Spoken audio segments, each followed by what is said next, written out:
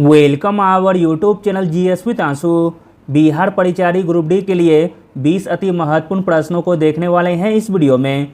इसमें सारे के सारे प्रश्न बहुत ही सिलेक्टेड दिए गए हैं जो आपके एग्जाम में आने की पूरी संभावना है, इसलिए वीडियो को लास्ट तक जरूर देखें। स्टार्ट करने से पहले आप लोगों से एक ही रिक्वेस्ट है, प्लीज़ वीडियो को लाइक और सेशन ख़त्म होने के बाद किसी भी एक ग्रुप में शेयर जरूर कर दीजिएगा।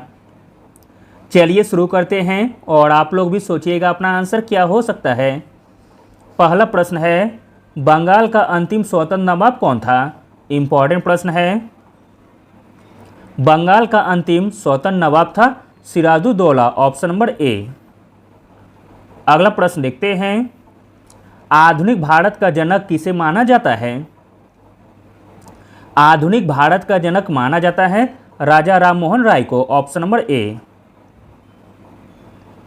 अगला प्रश्न है, नंदा देवी चोटी डैश का एक हिस्सा बनाती है?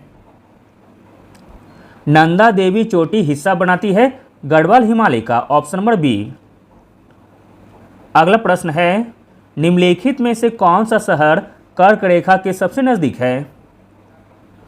कर्क रेखा के सबसे नज़दीक है कोलकाता, ऑप्शन नंबर डी। अगला प्रश्न देखते हैं, इंपॉर्टेंट प्रश्न है, कौन से ग्रहों के समूह को आंतरिक ग्रह कहा जाता है?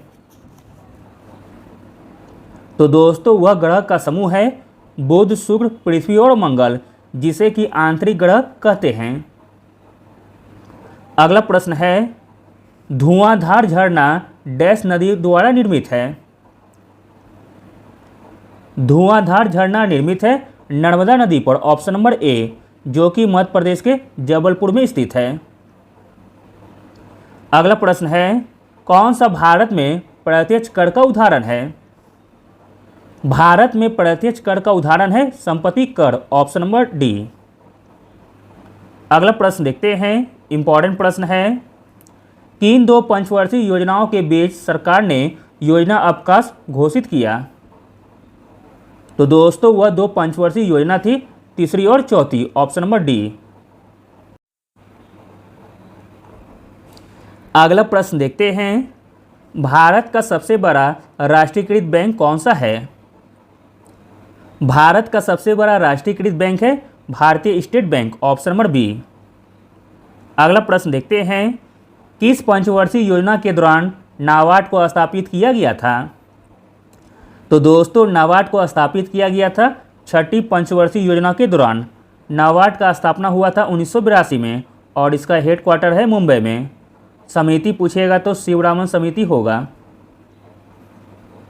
अगला प्रश्न देखते हैं, कौन सा अनुच्छेद सर्वोच्च न्यायालय के मूल अधिकार क्षेत्र के बारे में बताता है? सर्वोच्च न्यायालय के मूल अधिकार क्षेत्र के बारे में बताता है अनुच्छेद 131, ऑप्शन नंबर ए। अगला प्रश्न है, मौलिक कर्तव्य को भारत के संविधान के अनुच्छेद 51A में किसके द्वारा शामिल किया गया है? आंसर है ऑप्शन नंबर सी, 42वां संशोधन अधिनियम के द्वारा। अगला प्रश्न देखते हैं, संघीय न्यायालय भारत सरकार अधिनियम डैश के तहत स्थापित किया गया था?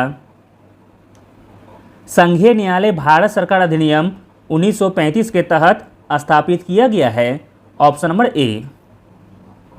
अगला प्रश्न देखते हैं, इंपॉर्टेंट प्रश्न है, भारत के मुख्य न्यायाधीश राष्ट्रपति और उपराष्ट्रपति के रूप में सेवा करने का गौरव किसके पास है? तो दोस्तों वह है justice M Hidayatullah, option number A.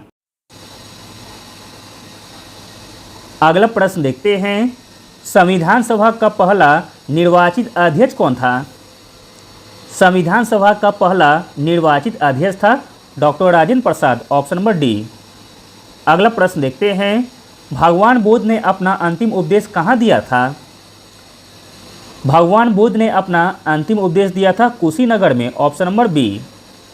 अगला प्रश्न देखते हैं, इंपॉर्टेंट प्रश्न है, किस वर्ष में स्वामी विवेकानंद ने बेलूर में रामकृष्ण मिशन की स्थापना की थी?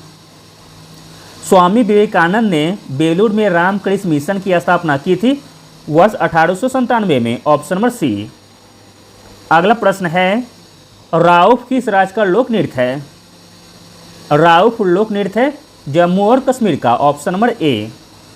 अगला है, भारत का पहला संगीत संग्रहालय किस राज्य में स्थापित किया जाना है? भारत का पहला संगीत संग्रहालय स्थापित किया जाना है तमिलनाडु में, ऑप्शन नंबर सी। अगला और अंतिम प्रश्न देखते हैं, इंपॉर्टेंट प्रश्न है, बक्सर का युद्ध कब लड़ा गया था? तो दोस्तों बक्सर का युद्ध लड़ा गया था 22 अक्टूबर 1764 को, option number D. Thank you.